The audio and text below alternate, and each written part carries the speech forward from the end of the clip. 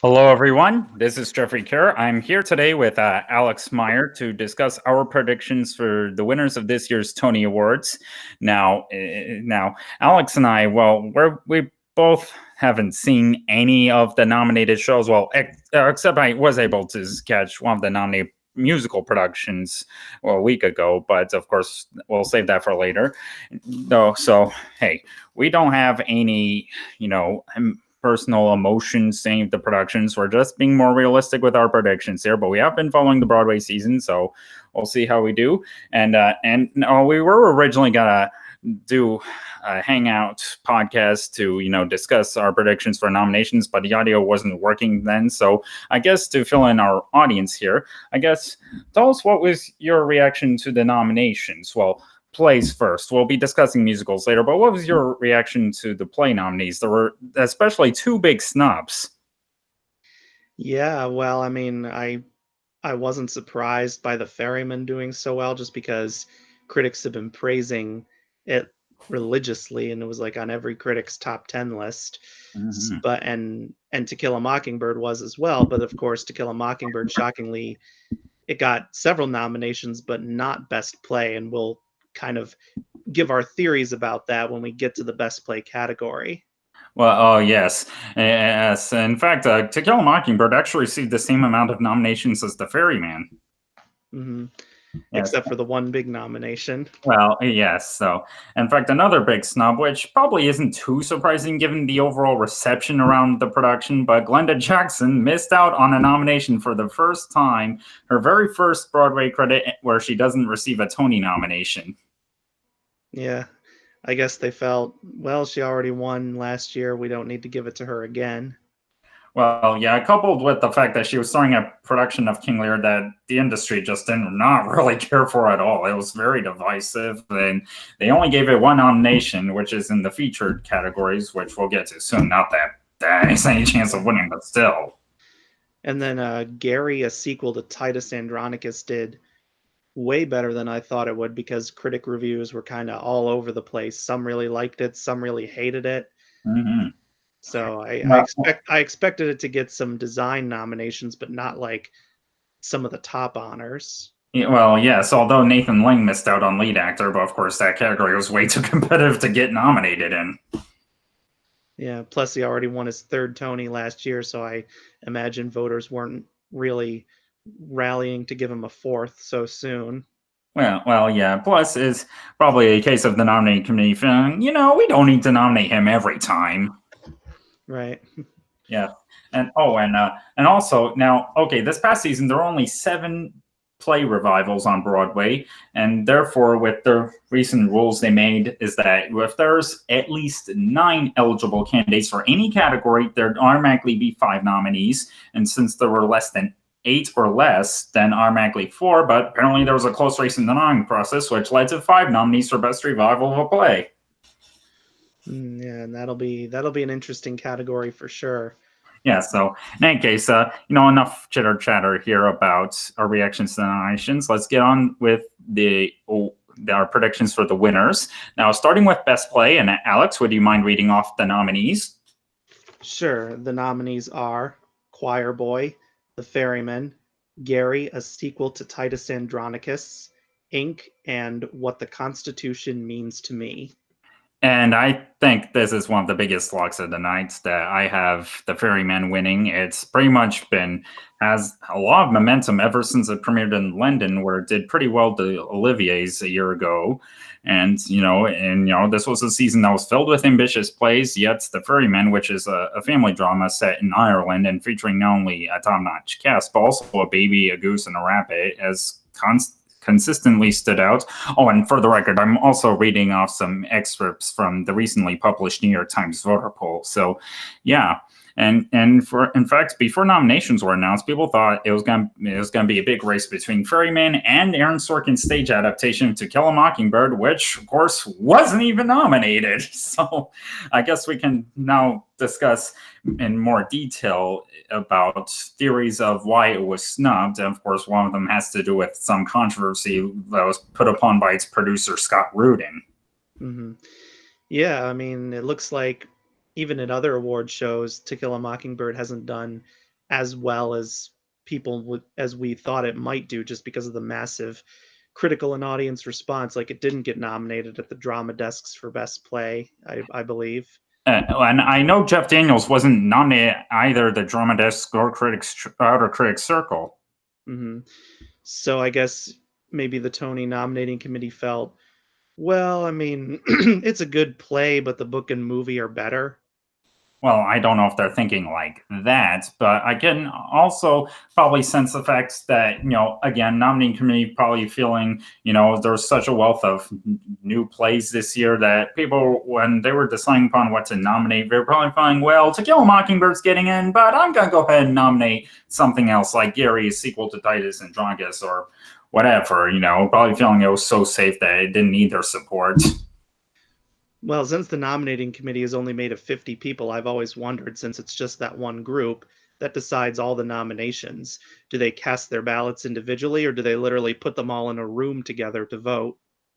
Well, I mean, I'm guessing individually because I'm sure they'd like to let people come have their own opinions. I mean, I know in the past, whenever there was like a tie in an acting category for nominations, they probably forced the nominating committee to take a second about as a tiebreaker to decide who is getting in or who's getting left out. But of course, a few years ago, they made new rules where if there was a tie in any of the acting nominations, they would no longer do that. They would instead expand the numbers, kind of like what we've seen at the Emmys in recent years. Mhm. And then, of course, the other reason why To Kill a Mockingbird might have gotten snubbed could be, I guess you could say, somewhat political, with Scott Rudin, the lead producer, forcing regional theaters to cancel the Christopher Sergel adaptation of To Kill a Mockingbird, which has been popular for decades, because Scott Rudin wanted to claim exclusive stage rights to Aaron Sorkin's version. And while I know he did attempt to do damage control by letting these theaters produce the Sorkin version, there were like calls for people to boycott every single Scott Rudin show on Broadway. Mm. Well, yeah, although Scott Rudin still received a couple nominations this year. Not only is he the lead producer of Gary's sequel to Titus Andronicus, but also The Waverly Gallery, which is in Best Revival of a Play. And he's also a co-producer on The Ferryman and also The Boys in the Band in Revival of a Play. Mm-hmm. Yeah. Oh, so I mean, I'll admit I really like the Christopher Sergel version of To Kill a Mockingbird, because my regional theater did a production of it a few years ago. Mm-hmm. Yes, and so yeah, but in any case, I guess now back to the actual nominees. Yeah, I think it's a slam dunk for The Ferryman, which I have winning. And in fact, my overall rankings on Gold Derby predictions. Okay, obviously Ferryman out top, followed by What the Constitution Means to Me, Inc., Gary, a sequel to Titus Andronicus, and Choir Boy. Okay, I have the same I have the same top three. I do think What the Constitution Means to Me has a good chance of, maybe not too good, but somewhat of a good chance of upsetting The Ferryman because of its Pulitzer Prize nomination and its timely political and social relevance. Mm-hmm.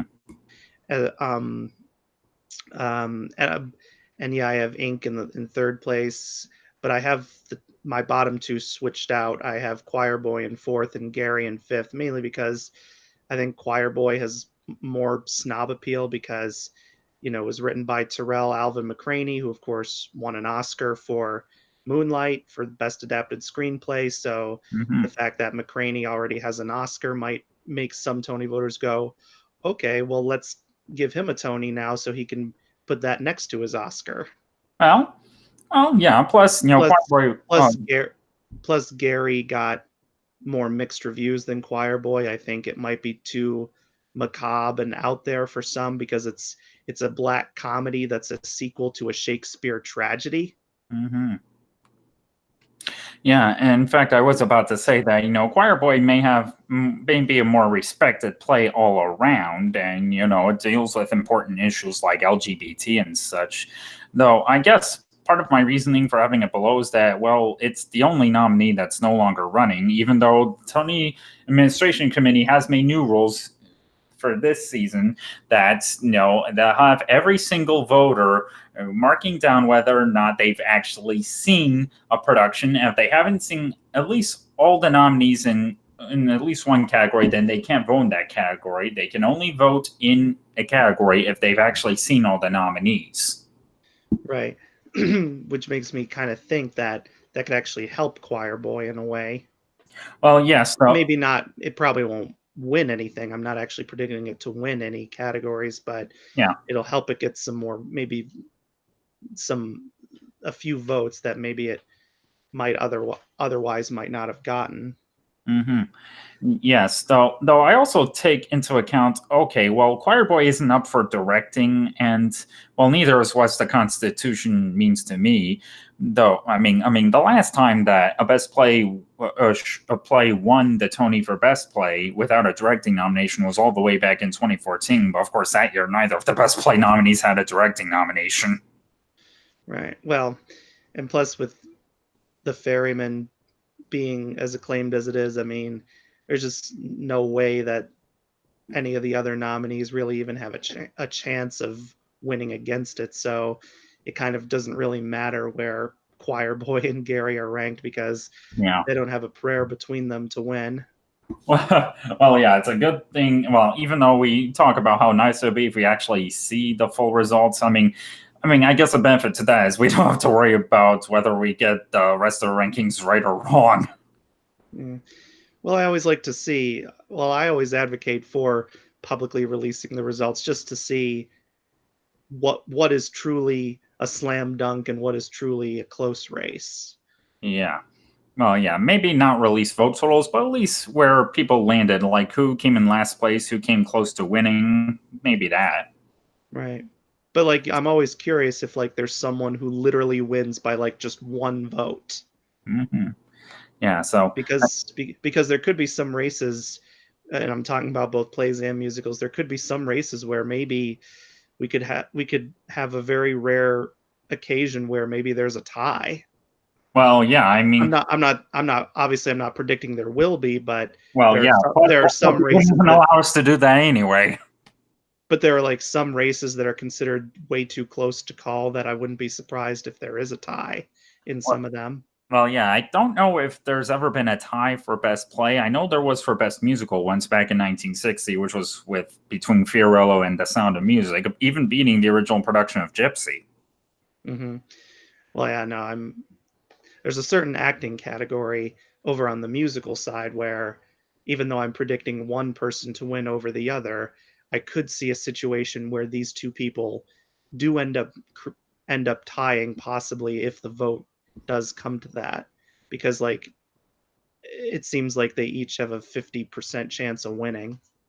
Well, yeah. In fact, I was literally. I have a feeling I know which category you're talking about. In fact, I was just watching David Buchanan, Sam Ekman's Slugfest for Gold Derby discussing their predictions, and Sam was just kind of hoping there'd be a tie, or at least, well, hoping a tie in that category. But of course, more on that later. Are you ready to discuss best revival of a play?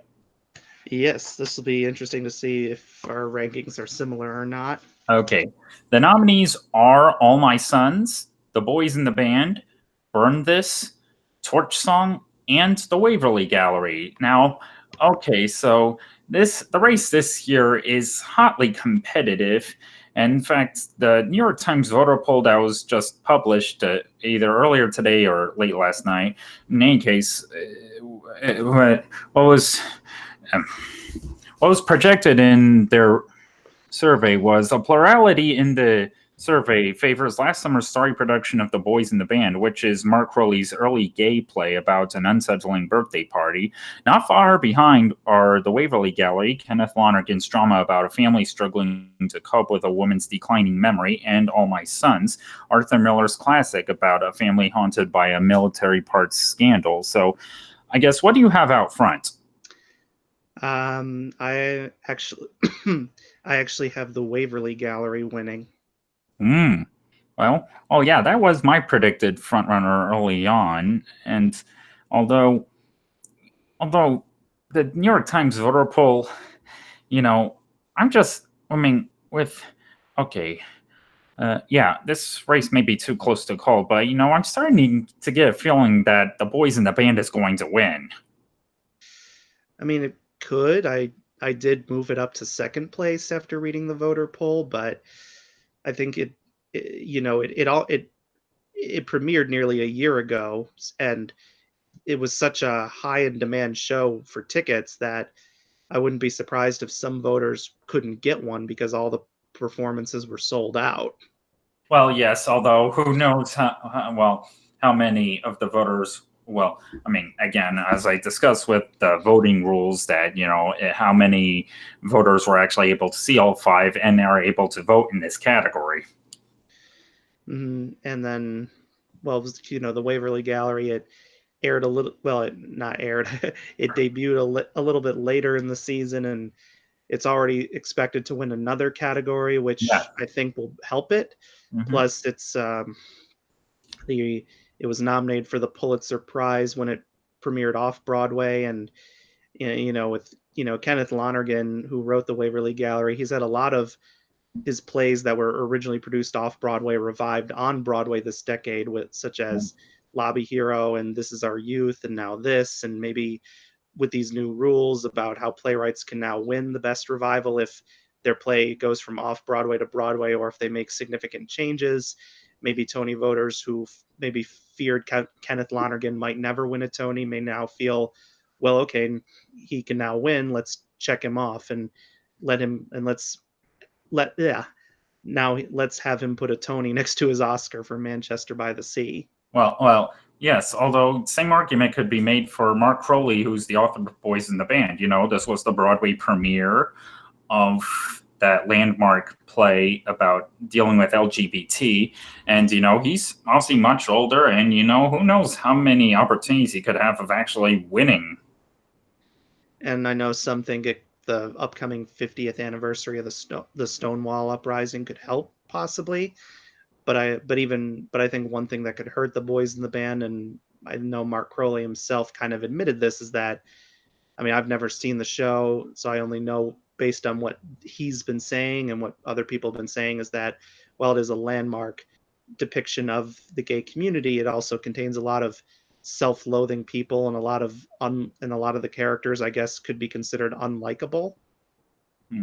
So if voters don't want to deal with unlikable characters winning, for maybe, and if the Waverly Gallery is meant to be more sympathetic, maybe that can help, because sometimes, a lot of times, whether it's the Tonys or the Oscars, voters want to vote for something where you're sympathizing with the main character.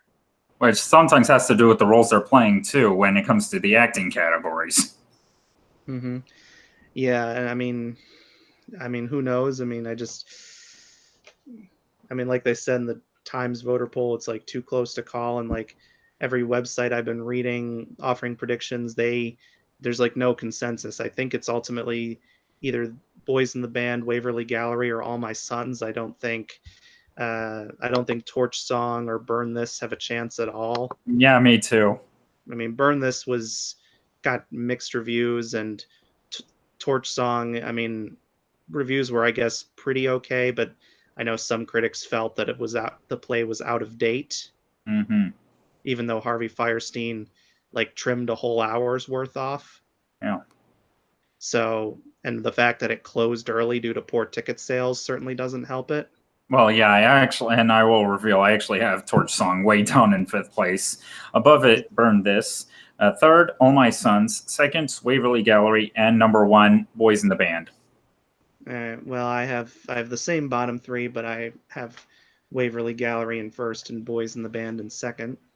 Makes sense. Although, another thing I'd like to point out is that, while the Boys in the Band already completed its limited run almost a year ago at this point, there, I think there appears to be a real rooting factor for the show. I mean, especially with all the campaigns going on with Mark Crowley, as well as one of its producers, Ryan Murphy. That's true, although maybe Tony voters will feel that shows the the renewed exposure that the show has gained is enough of a win Hmm. without having to actually give it the Tony. Well, I mean, Well, we'll see. I mean, I will. In fact, I should also point out I do have. This is actually the first of my 500-point super bets on Gold Derby. So, I mean, it's bold, but at least the other one I have right now is on a safer category. Mm. All right. Yeah. So, Thing. mm, I also wonder if the resurgence for the play could help, not only thanks to the Broadway premiere, but also the recently announced new film adaptation for Netflix. maybe, I don't know. We'll Well, see. yeah. So I guess now ready to discuss the acting categories. Sure. All right. First up, best lead actor in a play, and Alex. The nominees are. The nominees are Patty Considine, The Ferryman, Bryan Cranston, Network, Jeff Daniels, To Kill a Mockingbird, Adam Driver, Burn This, and Jeremy Pope, Choir Boy. And I think this is another easy category. I mean, Bryan Cranston, I think he's been, I mean, according to the New York Times voter poll, he's been wowing voters this season with his nightly meltdown as Howard Beale, the fired anchorman whose anger fuels a multimedia production, and of course, the stage adaptation of Sidney Lumet, Patty Chayefsky's classic Network. I'm as mad as hell, and I'm not going to take it anymore. Oh, yeah. In fact, I imagine if Cranston somehow doesn't win, he'll probably just jump out of seat and yell it. I don't think he'll do that. I know it was a joke. I mean, in fact, who knows what if James Corden is planning to make at least one joke about that? Yeah. Yeah, I mean, this is one of those like roles where two different actors will win two different big prizes for the same role because Peter Finch, of course, won a posthumous Oscar for the film. Mm-hmm. Yeah, and now Cranston And, is looking to and add. then of course with To Kill a Mockingbird, if Jeff Daniels should win, of course, that would be another example since Gregory Peck, of course, won an Oscar for the film version. Well, yeah, I even mentioned that in a fun fact statistics I did about the nominees for Gold Derby this year. I mentioned the fact that two of the nominees in this category are Emmy winners who are taking on roles that previously won Oscars for their film counterparts. Mm-hmm.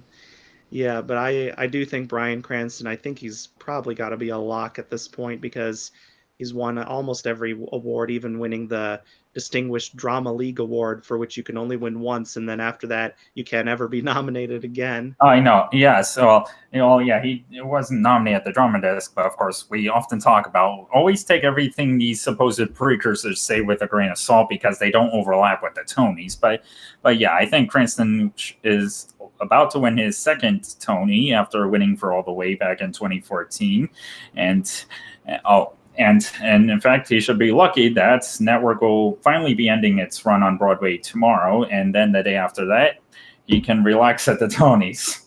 Mm-hmm. Yeah, and then possibly if enough voters are angry about To Kill a Mockingbird getting snubbed in Best Play, maybe they'll vote for Jeff Daniels as a way to compensate for that. But Yeah, I think I think the momentum is firmly in Bryan Cranston's favor for now. I agree. And in fact, my overall rankings are Bryan Cranston, Jeff Daniels, Adam Driver, Jeremy Pope, and Patty Considine. All right. Well, I actually have Patty Considine in third because with this new rule about needing to have to see to verify you've seen all the nominees, and the ferryman being the front runner to win Best Play, even though he left the show months ago, maybe that those rules can help him. We shall see. And And then I have Adam Driver in fourth and Jeremy Pope in fifth. oh, well, I guess I have Jeremy Pope ranked a little higher because he's actually a double nominee this year with an additional nomination on the musical side. Yeah. Well, on that side, I do have him ranked a little higher than last place. Well, yes, we shall, of course, discuss that later. So I guess are you now ready to discuss lead actress in the play? Mm-hmm. All right. So the nominees this year are, in fact, there are 6 nominees, so meaning there was a tie between 2 actresses in the nominating process. But in any case, the nominees are Annette Bening, All My Sons, Laura Donnelly, The Ferryman, Elaine May, The Waverly Gallery, Janet McTeer, Bernhardt's Hamlet, Laurie Metcalf, Hillary and Clinton, and Heidi Schreck. What's the Constitution means to me? And before I give my predictions for the winner, I'm guessing that the tie might have been between Janet McTeer, who was very surprisingly got in, and Laurie Metcalf, who is, after winning 2 years in a row in two separate categories, she's once again the sole nominee from her production. But of course, each time she won, there were multiple other people nominated as well. Uh, well, yes. I mean, I guess my point I'm making is that whenever she wins, it's when she's not the sole nominee from her production. That's at least how it appears to be at this point. Mm-hmm. No, in fact, I should. Now, as for who I think is going to win, this is my second super bet, and it's a safer one, and that is the legendary Elaine May. Mm-hmm. Yeah, I forgot to mention I put Bryan Cranston as my first super bet. Although Oh, I don't have a super bet here, but I'm very confident that Elaine May will win, so I yeah. easily have her at number one. I wonder if she'll be. I wish I did research about this, but I wonder if she'll be the oldest ever winner in this category if she wins. I think she very Oh, well could be, because I should research that. I know she's either 86 or 87. She's I 87. Okay, yeah, I knew she was born in 1932, but I didn't know when her birthday was. Oh, well, yeah. In any case, she's, of course, for a lot of you kids who probably never even heard of Elaine May. Well, she's a legendary comedian, writer, and director. She co-wrote, yeah, she earned Oscar nominations for writing "Heaven Can Wait" and, oh yeah, Primary colors. yes, and she also, of course, had a long working relationship with Partnership. Nichols. Yes. And she yeah, And so this will in fact, she also has an uncredited. Well, she also did some uncredited rewrites on the original movie of Tootsie, which of course we'll be talking about on the musical side. Mhm. Yeah, well, at least this is definitely better than the time she directed one of the most notorious box office bombs of all time, Ishtar. Mm. And Ishtar, of course, starred Dustin Hoffman, who, of course, starred in the original film version of Tootsie. Well, yes, and of course, and in fact, I did mention in the message boards on Gold Derby something Michael Riedel referenced in his column is that she is going to be at the Tonys. Mhm.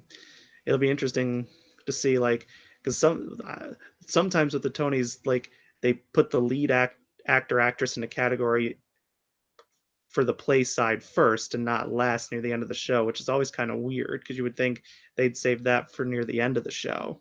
Well, I mean, they usually save the at least lead acting in musical categories, at least second to last before best musical. And I mean, there were at least a couple times this past decade where a lead acting in a play category came first. I mean, 2015 I can understand because it was lead actress in a play, and I guess they wanted to get the locked in and over with Helen Mirren in the audience. Yeah, well, they presented Andrew Garfield's category, I think, first last year, Yes, and they he of did. course won for that. So At least they had a great speech to start with.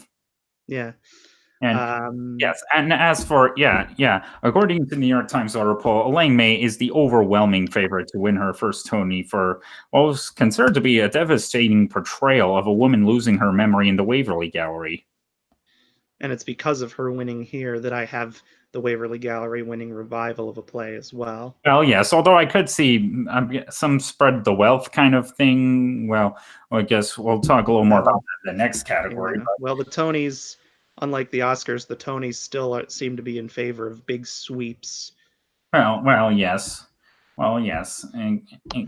Though, but yeah. Oh, yeah. As for my overall rankings, Elaine May in first, followed by Annette Bening, Heidi Schreck, Laura Donnelly, Janet McTeer, and Laurie Metcalf. All right. Well, let's see. My lineup's sort of similar, but a little bit different. I actually have Heidi Schreck in second place Well, that's a pretty good one. because since her play seems to be the only possible play that could pull an upset win over the Ferryman, I think that leaves her in a good chance to possibly win here as well if somehow Elaine May doesn't win. But then I have Annette Bening in third, and then Laura Donnelly in fourth, and then Laurie Metcalf in fifth, just because Hillary and Clinton, I believe, is still running, Well, yes, it is.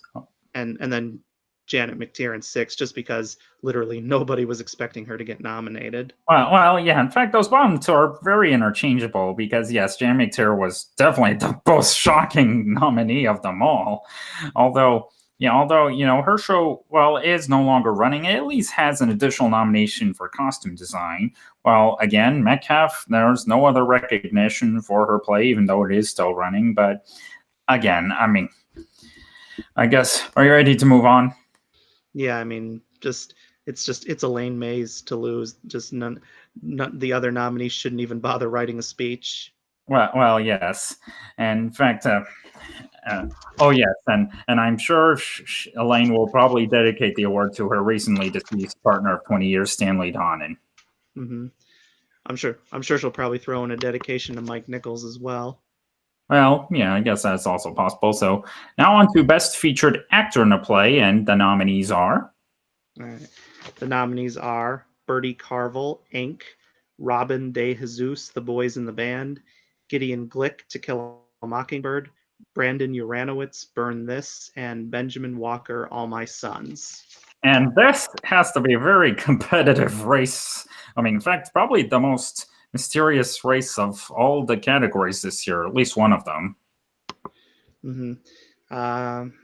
Well, since I'm not predicting All My Sons to win the revival of a play category, I therefore am predicting Bertie Carvel will win here, but I Oh. do have Benjamin Walker in second place, followed by Brandon Uranowitz in third, Gideon Glick in fourth, and Robin De Jesus in fifth. Well, in fact, that's something I like to point out. Okay, my rank. In fact, that's probably so. At least so far, has to be the most different rankings you and I have so far. I'm predicting Benjamin Walker to win because with All My Sons not being far behind in the race for best revival of a play, I think Tony voters could show their support for the production here, either as a way to acknowledge it, or if it wins revival play, then he could just be their corresponding win. Mm. Well, I have Bertie Carvel winning because I think if any voter was upset that he didn't win for Matilda in Well, 2013, they may feel they can make it up to him here. And plus, this would continue the trend of kind of like with the Oscars, the Tonys also like to reward actors for playing real people. And in this case, Bertie Carvel plays Rupert Murdoch. Well, yes. In fact, the last two winners in this category were for playing real people, like Michael Aronoff in Oslo and Nathan Lane as Roy Cohn in Angels in America. Hmm. Yes. In fact, when well, the New York. Plus, I also forgot to mention, I do think also the fact that this is a play about the news media could also be help make his win seem relevant because of course in the age of like Donald Trump versus the media, especially with Trump declaring media he doesn't like to be fake news and how some of his followers easily swallow that crap that he spews out. And, I think this could be a way of kind of, if Tony voters want to get political, this could be their way of giving Trump the middle finger. Hmm. Okay, and in fact, and as I was about to say, well, the New York Times order poll sadly doesn't dig into the other categories beyond play revive, well, big productions and acting, well, lead acting categories. They don't go into featured. So I will say that, with the boys in band leading in a close race for best play revival, according to the New York Times at least, I've actually started to wonder if Robin DeJesus could just pull an upset in this category.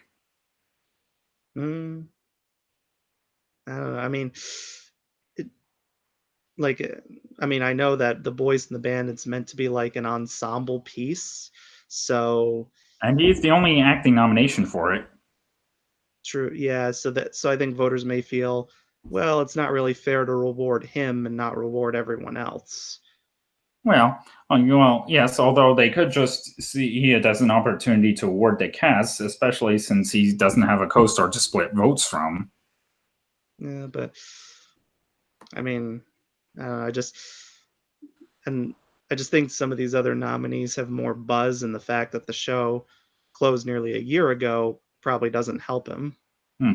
Well, in any case, again, I have Well, Well, okay, but you know, in fact, your point about Bertie Carl, yes, he is reprising his Olivier Award-winning performance as Rupert Murdoch in Ink, and he probably does still have a bit of goodwill from Matilda, which people thought he should have won him the Tony in 2013. Although, even though it was pretty much a case of category fraud because he was competing as lead for his performance as the Trunchbull, even though, well, anyone who's at least familiar with the story of Matilda knows that character isn't even close to being the lead.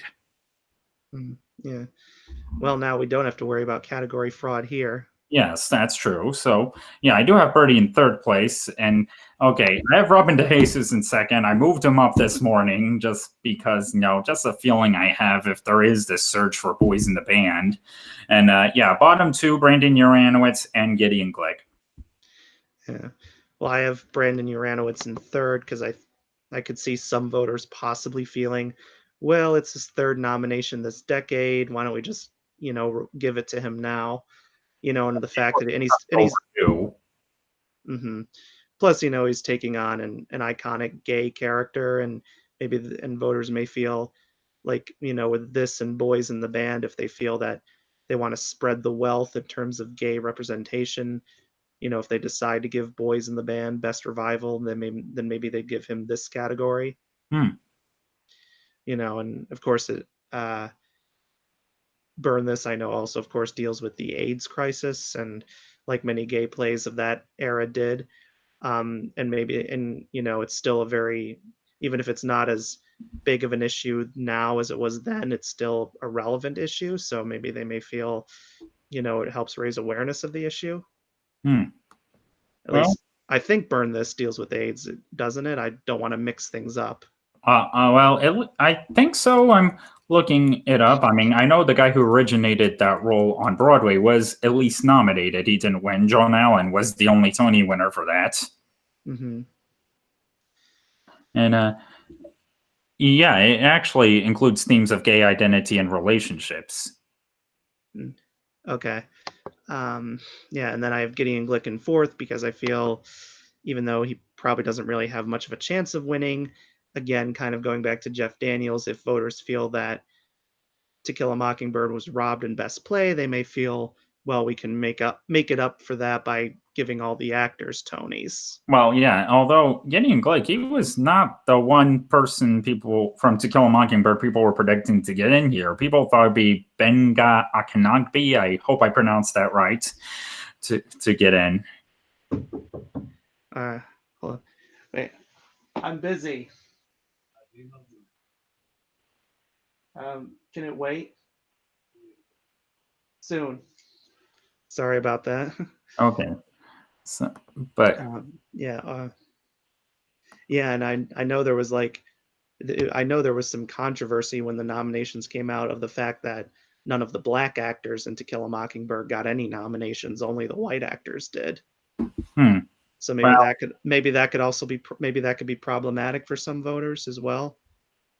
oh yeah. At least this category isn't filled with white people. Yeah. But yeah, I think it's ultimately a Bertie Carvel, Benjamin Walker race because I don't really see any predictors predicting the other three. So we'll just have to see what goes on. Yeah. So are you ready to talk about featured actress in the play? Yep. All right, the nominees are Fionnuala Flanagan, The Ferryman, Celia Keenan Bolger, To Kill a Mockingbird, Christine Nielsen, Gary, a sequel to Titus Andronicus, Julie White, Gary, a sequel to Titus Andronicus, and Ruth Wilson, King Lear. Now, as you were talking about with whether or not there's sympathy for those from those voters who thought To Kill a Mockingbird should have been nominated, this is actually the one category where I have it taking home something. That's Celia Keenan Bolger. Same here. And I know I forget which article pointed it out that I read. There was an article that pointed out how every time she gets a Tony nomination, she's either playing a child or she's playing an adult with a childlike mentality. Well, yeah, I mean, she's kind of made a career for herself being adult playing children in the 25th annual Putnam County Spelling Bee, Peter and the Starcatcher, and Glass Menagerie. Hmm. Yeah. Yeah. Well, I mean, in the Glass Menagerie, she technically plays an adult, but one with a childlike mentality. Well, yes, that's true. So, Yes, and I have her winning. In fact, she's not. In fact, leading up to the Tonys, she's not only won the Outer Critics Circle and Drama Desk Awards for her performance as Scout, but she's also really been putting herself out there. She's been interviewed by Jack Smarts for In the Envelope and Scott Feinberg for The Hollywood Reporter. And while a lot of people, myself included, did predict her to win 5 years ago for The Glass Menagerie, despite coming up short in the end to Sofia Conedo for Raisin in the Sun, I think this year the Broadway community will rally to finally give her the recognition she deserves. hmm yeah, I was thinking the exact same thing as well. And although maybe there's somewhat of a chance Fanula Flanagan, that's how she pronounces her name. I heard her say it. Okay. I originally thought it was Fianula before I heard her say it, but she's Irish, so that's why it's spelled and pronounced like that. Yeah. Given that she's one of the few original cast members of the Ferryman still left, that can certainly help her possibly pull an upset win. Yeah, that's But why that's my thinking too. I do have her in seconds. Yeah. You know, and this is her first Tony nomination in 45 years. mm-hmm. Yeah. So it's like one of the longest gaps ever between Tony nominations. Mm-hmm. Yes. And oh yes. And plus, if this were the Oscars, people would be thinking, well, this would be the Veteran Achievement Award, as there's a question of how many opportunities would there be left to award her. hmm Yeah. Yeah, and she's like in her mid to late 70s, I believe. So Mm. I Well, mean, yes, in fact, yeah, and I definitely think she is the Ferryman's best shot at an acting prize, though. Though again, I think the community's got to rally more around their hometown favorites like Celia. As for the rest of my rankings, Julie White in third, Christine Nielsen in fourth, and Ruth Wilson in fifth. all right. Yeah, I have Ruth Wilson in last place as well, but I actually have Christine Nielsen in third and Julie White in fourth, mainly because Christine Nielsen's been with the show longer and she still has not won a Tony, whereas Julie White already has a Tony. Well, that's true. Although, and plus, Christine Nielsen, from what I've heard, is supposed to be the female lead of that play. And we've seen how being a lead and supporting has helped people at the Oscars, like Mahershala Ali in Green Book, or Alicia Vikander in The Danish Girl, or Jennifer Connelly in A Beautiful Mind, or even Tatum O'Neal in Paper Moon. hmm Yeah, so well, I don't think either of them are going to win because I think in this case, Yeah. while the Tonys aren't usually as impacted by vote splits, I think it will be in this category. Well, yeah. I mean, vote splitting doesn't always happen. Is of course usually dependent on if there's like a clear standout. And well, I have Julie Wright ranked higher because well, she has the narrative of how she literally joined the cast at the last minute because Andrea Martin. Well, okay, originally Christine Nielsen was in Julie White's role, while Andrea Martin was playing the role Christine Nielsen's playing now. But Andrea Martin broke her ribs in the middle of rehearsals, and so therefore Christine Nielsen was promoted up to the lead, and Julie White took over for Nielsen at the last minute. Yeah. Poor Aunt Vula. I had to throw in my big fat Greek wedding reference there. Ah, yeah. Because that's most people probably think of Andrea Martin. If you mention the role she's played, that's probably like the one that'll stand out the most. Mm-hmm. Yeah. So, Yeah, but so yeah, I think Celia's a lock. I think Fanula might have a slight chance of an upset, but yeah, the other three ladies, sorry, but you're not going to be pulling an acceptance speech out of your purse. oh yeah, just be glad to be there at the time. Yeah, I felt so bad for I remember a few back in 2014. I felt so bad for Estelle Parsons when she was nominated for the Velocity of Autumn because I the camera literally caught a shot of her reaching into her purse in case her name was called. Although I think pretty much everyone knew that she had 0% chance of winning because her Yeah, production was absolutely trashed by and critics. she was the only nomination, therefore she was clearly in last place. Or you can even think of well, when Eddie Redmayne won the Oscar for The Theory of Everything, as he was making his way up on the stage, you can see Michael Keaton putting his speech back into his pocket. Yeah. Well, at least Michael Keaton had somewhat of a chance of winning. Hmm. Yeah. So and now onto the best direction of a play. Yes. Where Okay. am I got I'm gonna flip my page here. All right, and the nominees are. Sam Mendes, The Ferryman, George C. Wolfe, Gary, a sequel to Titus Andronicus, Rupert Gould, Inc., Ivo Van Hove, Network, and Bartlett's share To Kill a Mockingbird. And I think this is an easy one for Sam Mendes. He might as well prepare to add a Tony next to his Oscar for American Beauty. Didn't he win a Tony for the 1998 revival of Cabaret? No, he lost to Julie Taymor for The Lion King. Oh, of course. I okay, yeah. I thought he'd won at least one Tony, but I guess No, this is only his second nomination. Oh And wow, okay. yeah, although first sole nomination he has to himself because he shared directing credit on Cabaret with Rob Marshall. Okay. Yeah, I'm not as familiar with Tony history as Oscar history, so I'm not going to get as many of the facts right, folks. But yeah, I Oh, do think nobody's perfect. yeah. Yeah, I think he's far out front because he's having to direct a huge cast, including children, live animals, and a baby. And of Yeah. course, it should be noted that The Ferryman is the very first Broadway production to ever have a live baby in a show, because most productions always use dolls for babies. Mm-hmm.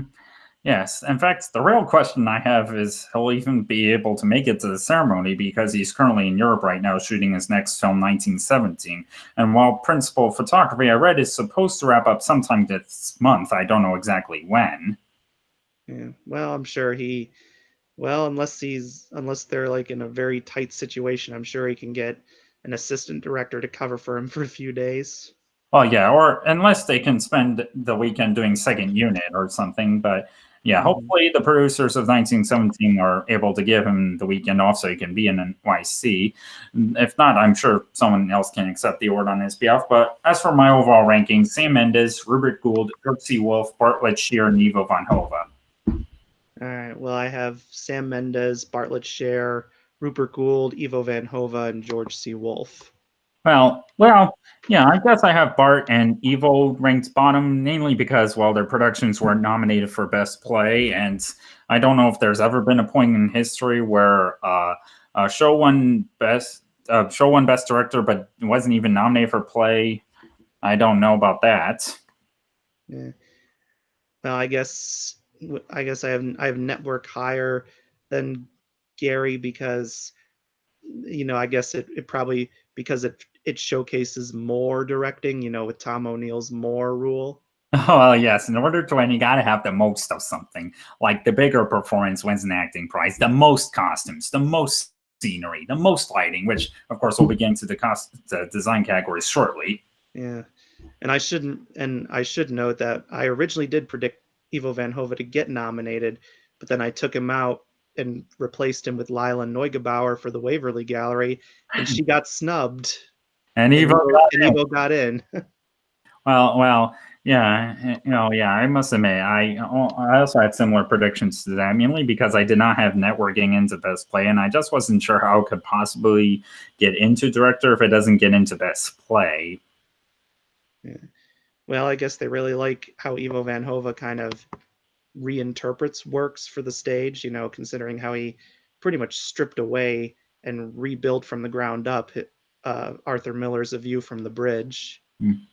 It'll be interesting to see what he does for West Side Story. Yeah, yes, and yeah, and yes, and I guess also they at least noticed that it was all his vision since you know but yeah, so I guess now on to the design categories. So I guess we can start with best sound design of a play.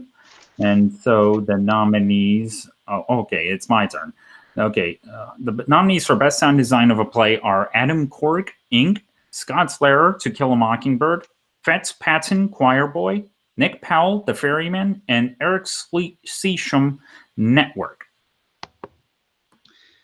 All right. I have the Ferryman winning here, Same here. followed by Network, Choir Boy, To Kill a Mockingbird, and Ink. Well, I actually have a choir boy in second place because we've seen in the past how plays with music tend to have an advantage in this category, like Lady Day at Emerson's Barn Grill in 2014, or the Nance in the year before, or the year before that, Peter and the Starcatcher.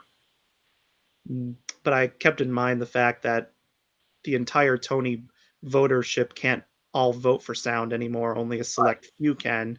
So I'm trying to think from a sound designer's perspective on how these might be ranked, and I'm guessing the sound designers maybe might be more impressed with network, considering how it has to recreate sounds associated with TV broadcasting.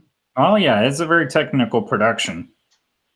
So, and yeah, so that's why I have it in second place. And then the Ferryman, though, I have winning there because, it has to incorporate all these different sounds, and many of them aren't even pre-recorded. You have to deal with live sounds with like live animals and Yeah. possibly the baby crying on stage if it gets, antsy. Yes, indeed. Yeah. So like as a sound designer, when you have to inject the actual pre-recorded sound, how do you deal with the live sound as well? Hmm. Well, yes. Although, again, there's music in Choir Boy. And I don't mean just incidental music. I mean, there's singing. I mean, it's about a choir, duh. But again, I have again. And in fact, it should be interesting to see if the peer group, well, if it can be easier for a closed show like Choir Boy to win, but we'll see. And oh yeah, so my overall rankings are Ferryman, Choir Boy, Network, Inc., and To Kill a Mockingbird. All right. And let's see, next up, what do you have next? Because, Best lighting design of a play. all right. All right. And the nominees are The Ferryman, Gary, a sequel to Titus Andronicus, Inc., Network, and To Kill a Mockingbird. I have the Ferryman winning this as well, followed by Inc., Network, To Kill a Mockingbird, and Gary, a sequel to Titus Andronicus. I actually have Network winning because, Ah, I mean, based on what I've heard and the fact that it's, you're having to recreate a live TV broadcast on stage, it's obviously going to have the most lighting. So well, you're yeah. going to have like a lot of, Point out that okay, usually when productions get Tony nominations, they're usually put in the scenic design categories. However, in this case, it's put in the lighting category, meaning Jan Versfeld did the physical scenery while Tal Yarden did the projections.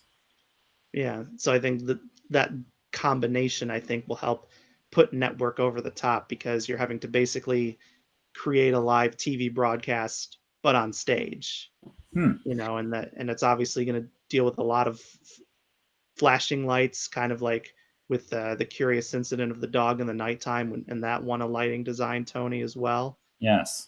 So I'm taking Tom O'Neill's most rule here because I'm assuming Network probably has the most lighting Hmm. cues out of all these shows. Well, yes. Although what I usually do is I look up photos of the productions or even video just to get a sense of what the lighting looks like. I mean, and Oh I yeah, I do. I Same here. Yes, and that's part of the reason why I have Ink in second. I actually originally had that winning because the lighting in that looks like it looks like it could win, although which is well, which is why I have it second. Although I have the Ferryman winning, I guess, kind of as part of a mini sweep I have going on for it, and so, I mean, I guess also took into account. Okay, how many awards could the Ferryman actually win? That's something I took into account. I originally had it winning just play and director, but I'm starting to, I guess, take the design categories a little more seriously, and yeah, so yeah, and well, I mean, I guess To Kill a Mockingbird is also a possibility, given that it's supposed to be a large production, and I know it's approached as a memory play, so maybe. And Plus, plus the lighting designer is a legend in the lighting designer community, Jennifer Tipton, yes, and I don't know if she's ever won a Tony or not. let me look it up. I mean, not to, and of course, they're not the only legendary lighting designers in this category. There's also the team of Jules Fisher and Peggy Eisenhower who've won quite a few in the past. Hmm.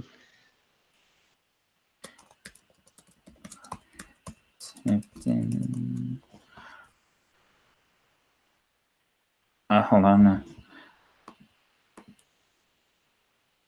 Okay. He actually has won two Tonys in the past for 1977 for 1977 for The Cherry Orchard and in 1989 for Jerome Robbins' Broadway. Okay. Mm. But but that last one was 30 years ago, so Well, yeah, some might feel she's due for another, kind of like with Meryl Streep winning her third Oscar 30 years after Sophie's Choice. yeah. Well, yeah, that could happen. Yeah, that's. I But I mean, think but I do think Network probably is, in my opinion, a safe lock here because it's probably the most it has probably has the most lights you being used. okay. I mean, that could happen. I know it's definitely the front runner according to the odds on Gold Derby, but we'll see. Now on to best scenic design of a play. The nominees are okay. Marion Buther, To Kill a Mockingbird, Bunny Christie, Inc., Rob Howell, The Ferryman, Santo Loquasto, Gary, a sequel to Titus Andronicus, and Jan Versaveld, Network. So, I guess what are your predictions? I have the Ferryman winning here, followed by Two. Inc., To Kill a Mockingbird, Network, and Gary, a sequel to Titus Andronicus. Okay, well, yeah. In fact, I guess you can make an argument for any one of these. Like, I have Network in second. I actually originally had that winning because I just thought, how because the set looked very inventive, especially with like a news, behind the scene news crew of a news station on stage, and I believe there's on stage seating as well. Hmm. And well, yeah, and I believe Sam Ekman at least one point had Ink winning. I mean, and Sam, of course, with Gary, of course, you have a bunch of dead bodies on stage which aren't real. And it's designed by the legendary Santo Loquasto. And well, I mean, Marion Buther designed enormous sets for a play in To Kill a Mockingbird. Hmm. Yeah, I remember Inc. was at one point considered the front runner, but then the Ferryman kind of moved up in the ranks, so that's kind of why I had it in second place. And To Kill a Mockingbird, they have to recreate everything from the Finch household to the courtroom to just the town of Macomb, Alabama. Yeah, especially in the Schubert Theater, which has been cited as like the Carnegie Hall of Broadway. Hmm. So yeah. Uh, yeah. It's always hard to predict these design categories for shows you've never actually seen. So Oh yeah, they're kind of like the short categories at the Oscars. mhm. So we're just going by what everyone else is saying for this. Well, yeah, yeah, I guess so. As well as I guess where I guess if one show might just get on a winning streak, like it could just like the Ferryman. I overall have winning 5 awards, including Best Play. So again, a whole well, how many awards could it potentially win? Thing taken into account. So I guess onto the final play category, which is Best Costume Design of a Play, and the nominees are. The nominees are Bernhardt Hamlet, The Ferryman, Gary, a sequel to Titus Andronicus, To Kill a Mockingbird, and Torch Song. Okay, so you have the legendary Anne Roth for the second year in a row having 2 nominations in this category.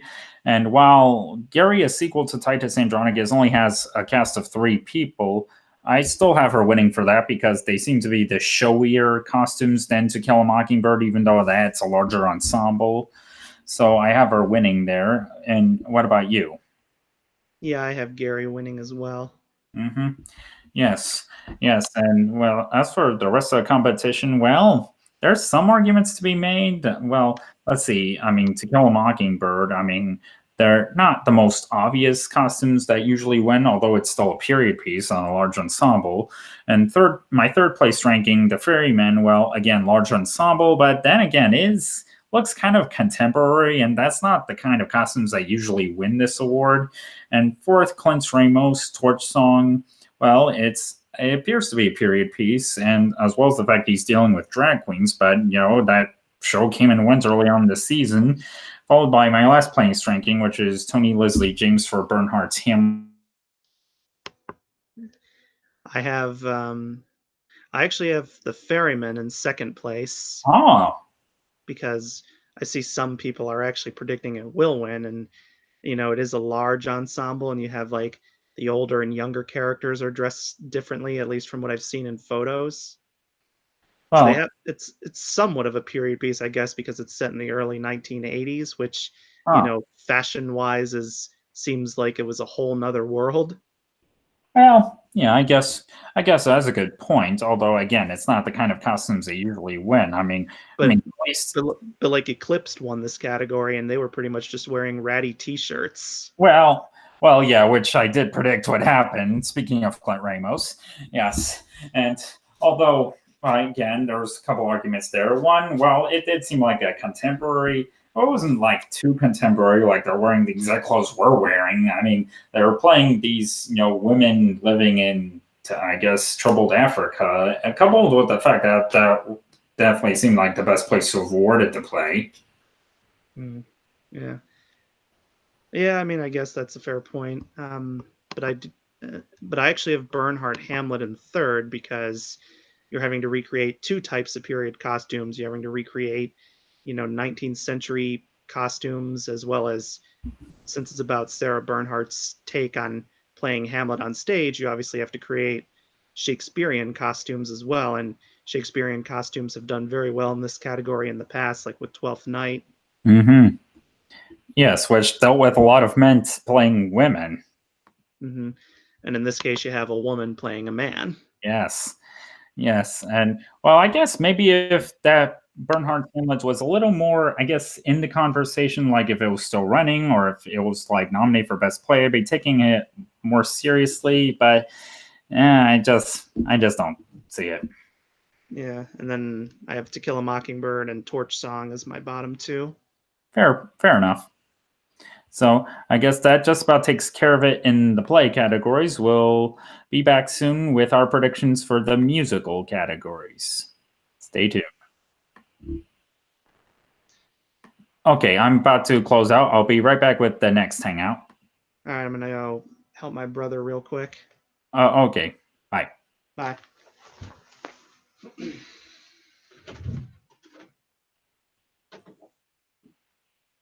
Hey, Ben. Ben.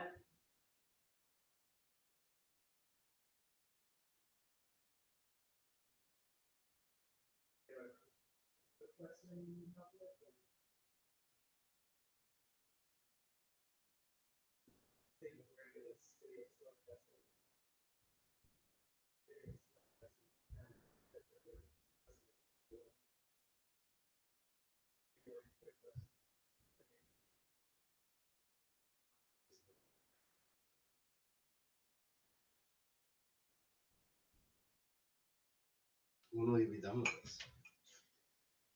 We're halfway. We're taking a break now because we're doing a two-part video. Oh. So, Oh, you're filming a video? well, it's a Google Hangout. Okay. So, the question is this. Englishman.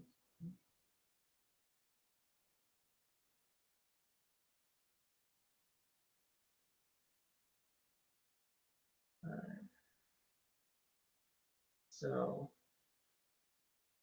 I mean, well, so you've got economic down at least. Yeah. I mean, I'm gonna need to be like kind of long, but like, what direction should I go in each of these categories? Even if you don't want to do these three categories, it's like Yeah. religious or social. Well, with political, we kind of had establishment of like mini parliaments, like with the House of Burgesses in Virginia, for instance. Mm-hmm. And in like Massachusetts, you had the Puritan leaders. So I gotta know how it was no longer English. Oh, no longer English. Yeah. All right. Well, I mean, at that point, it was kind of they were starting to kind of have go in the direction of each state kind of appointing. Each state, each colony would appoint like a governor. They kind of, and they still have that now with each state having a governor. They started moving away from like being from considering themselves one colony to being their own individual country of sorts. Because that kind of led to the whole debate of federal versus states' rights when the Constitution was being written. Mm-hmm.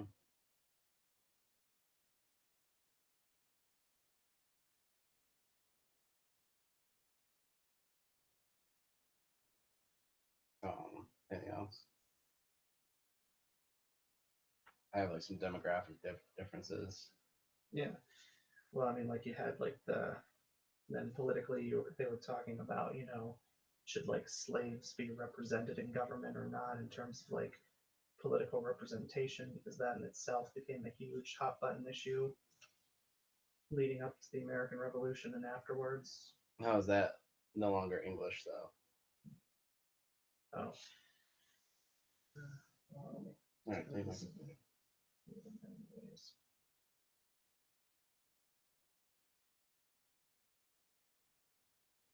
Alright.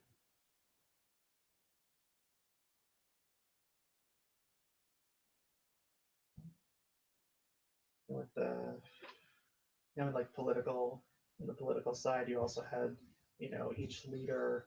Well, I mean, each of the colonies, they kind of took in their demographic, their constituents' lifestyles, and kind of used that as the basis for their politics. So, like, you know, you have the southern leaders mainly arguing for the for keeping slavery, and you had the northern colonies, which were more focused on like fishing and industry, arguing for things relating to that. So this is like before, like everything leading up to before, Yeah, right before independence. So yeah, that's what I'm talking about, because you had like the people, the pro and anti-slavery movements taking place by then, with each kind of starting to gain power to a certain degree. Yeah. And then, yeah, I mean, this is a lot of stuff for, you know, like, give it some thought, like for after your hangout. We'll come back to it. This is the intro level history class.